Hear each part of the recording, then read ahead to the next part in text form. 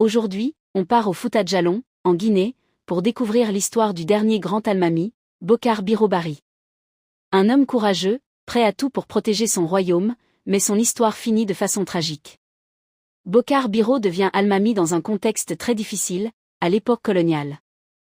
Les Français voulaient prendre le Fouta Djallon, et lui était prêt à tout pour défendre son peuple et ses terres.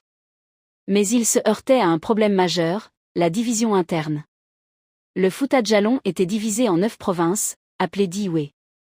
Et ces provinces ne se contentaient pas d'exister séparément, elles se disputaient aussi le pouvoir. Même pour un homme courageux comme Bokar Biro, il était très difficile de rassembler tout le monde. Pour comprendre vraiment qui était Bokar Biro, revenons un peu en arrière.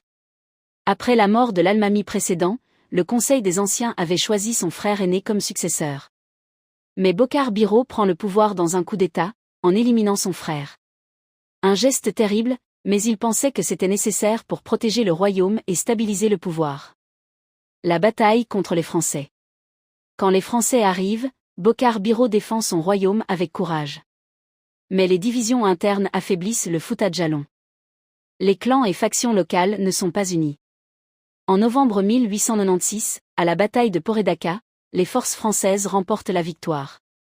Bokar Biro meurt au combat, et le Fouta Djallon perd son indépendance. Bokar Biro reste un héros de l'histoire guinéenne. Il a tout fait pour défendre son peuple, malgré des défis immenses et la puissance des Français. Son courage et sa détermination restent un exemple. Et toi, aurais-tu eu le courage de te battre pour ton royaume, même face à une force plus grande ?